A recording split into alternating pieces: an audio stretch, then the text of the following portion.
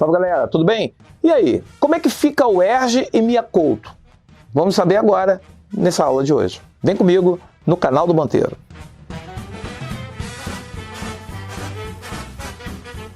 Galera, veja bem, como a UERJ pode cobrar e pode exigir de vocês a leitura do livro Mia Couto? Eu acho que tem muitos caminhos. Se nós pensarmos no caminho da literatura, pela última prova, vamos assim pensar, a UERJ pegou 5 capítulos, 5 momentos diferentes da obra que havia escolhido, que era o Crime do Padre Amaro, e criou questões a partir daquelas questões ali, a partir daqueles fatos, daqueles momentos que são narrados. E ali cobrou literatura e cobrou a parte de língua portuguesa. Muitos alunos ficam perguntando sobre essa questão de Mia Couto. Mia Couto é literatura africana. E aí que está a grande questão, é uma literatura contemporânea. E aí, o que pode ser cobrado de literatura, o que pode chegar e ser colocado em literatura?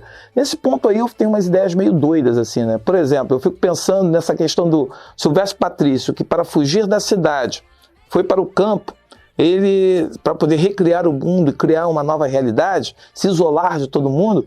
Eu fico pensando naquela questão do arcadismo, né? Do fugere urbem, porque a cidade corrompe e o campo você tem a paz. Só que no livro, só que a gente percebe no livro que a questão ali é diferente, né?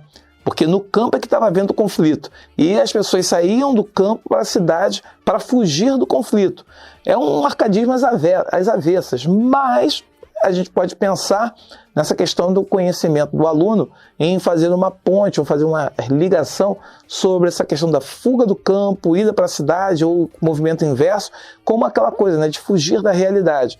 E aí a gente entra no romantismo, porque o romantismo tem muito essa coisa, né, de você imaginar, criar, escapar, fugir do real, fugir dos problemas, não saber lidar com o presente, mas ao mesmo tempo Silvestre Vitalício ele nega o passado, nega a memória, nega o que viveu. E o romantismo tem como tempo ideal o passado.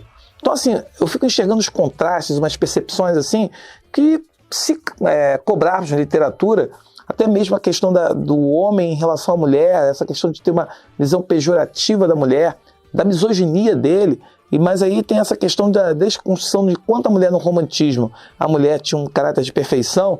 Você encontra, por exemplo, no realismo, uma mulher sendo criticada, uma mulher sendo vista de uma forma perigosa. Lembre-se de Capitu, como que Capitu, coitada, ela acaba sofrendo dentro da obra e é julgada por muitas pessoas, inclusive quem não leu o romance.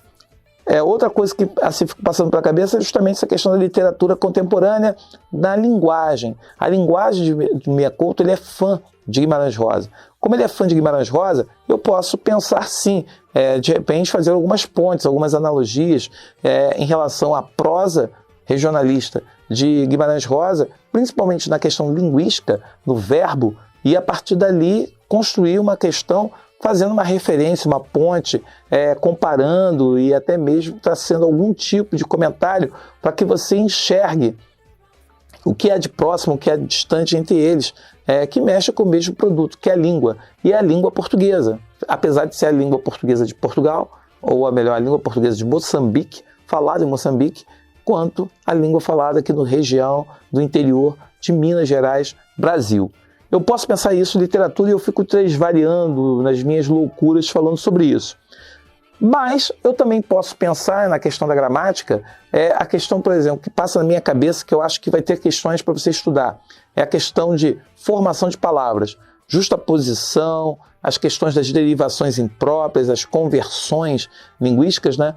As derivações parasintéticas, as derivações impróprias, como que elas acabam se aparecendo e sendo usadas na construção de sentido do texto. Ou seja, a brincadeira, a questão das metáforas. Eu acho que tem muitas metáforas no livro, então isso daí pode ser uma metáfora em que eu quero saber do campo semântico, a forma como ela foi construída, o propósito, o que de repente aquilo transmite em relação ao ponto de vista das personagens.